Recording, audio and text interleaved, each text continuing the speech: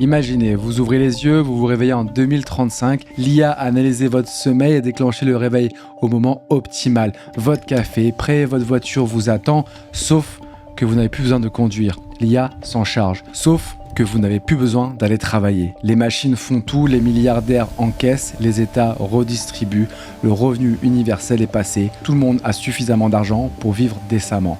Vos enfants, l'école est optionnelle, l'IA s'occupe de leur éducation. La vaisselle, le ménage, les courses, des robots. Plus de friction, plus de contraintes, plus d'obstacles. Tout est presque parfait. On vous a dit que c'était ça le progrès, ça ressemble au paradis, moi je pense que c'est l'enfer. L'IA va créer le monde le plus confortable de l'histoire et c'est exactement pour ça qu'il sera invivable. On vous parle des jobs que l'IA va remplacer, des métiers qui vont disparaître. Personne ne vous parle de ce qu'elle va vous prendre à vous, pas votre travail, quelque chose de plus profond, quelque chose que vous êtes déjà en train de perdre sans vous en rendre compte. Dans cette vidéo, je vais vous montrer comment vous êtes déjà infecté et surtout l'antidote. On est parti.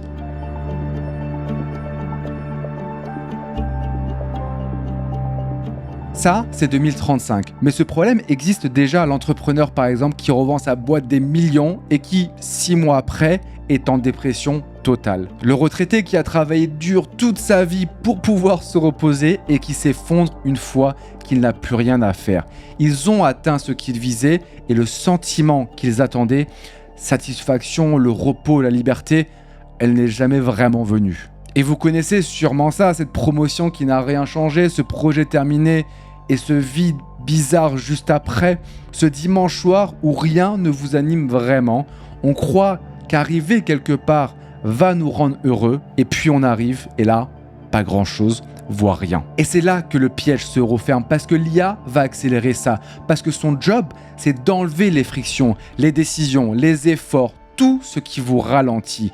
Elle va vous rendre accro au facile et vous en voudrez toujours plus jusqu'à qu'il ne reste vraiment plus rien à conquérir, plus rien à espérer. Vous dites peut-être c'est bon, 2035 c'est loin, j'ai le temps. Vous vous dites peut-être que ça concerne les millionnaires et les retraités, pas moi, pas vous. Regardez bien de plus près, vous êtes déjà infecté.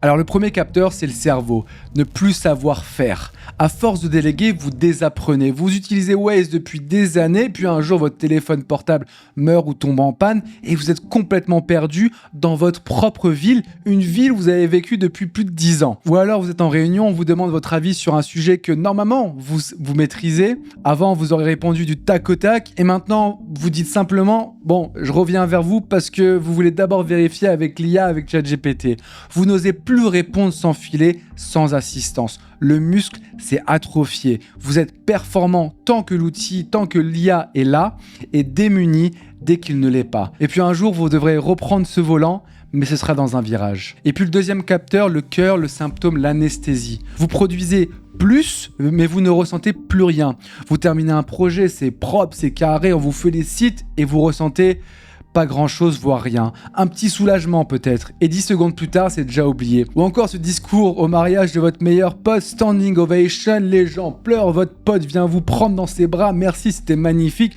Tout le monde est ému, sauf vous. Parce que vous n'avez pas galéré à les trouver, ces mots.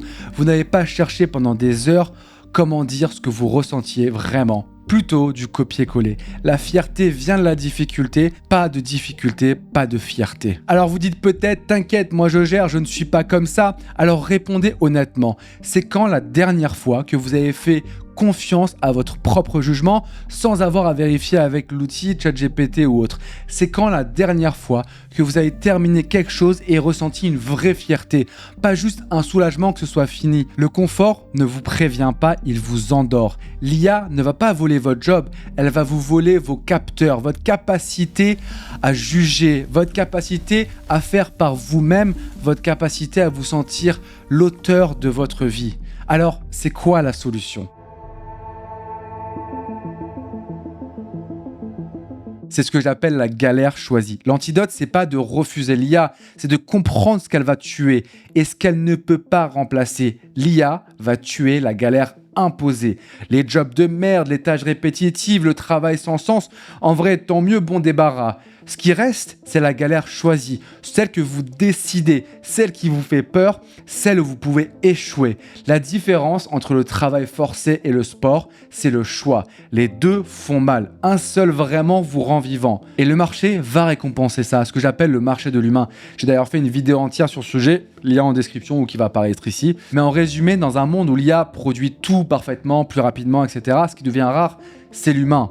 Un tapis fait main vaut 27-30 000 euros, la machine peut le faire à 500 euros. On ne regarde pas des matchs d'échecs entre IA, même si on sait qu'elle est meilleure, on préfère voir Carlsen qui souffre.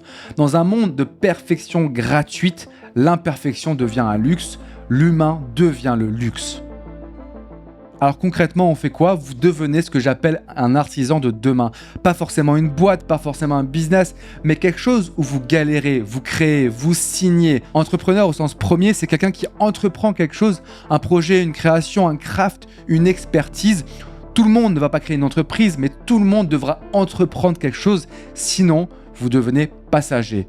Et on sait comment ça finit. Le problème, c'est que choisir sa galère, ça veut rien dire si vous choisissez la mauvaise. Il y a pas de modèle vraiment, il y a des profils.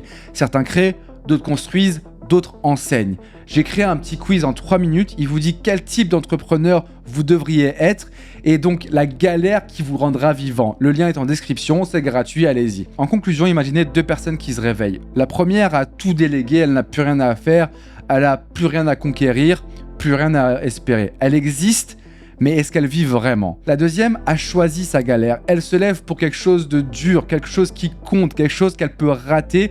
Elle a peur, elle doute, c'est dur, mais elle espère. L'une a le confort parfait, l'autre a l'espoir. Laquelle vous voulez être? L'IA va créer le monde le plus confortable de l'histoire. L'antidote, c'est de choisir votre galère. À vous de jouer, la bise.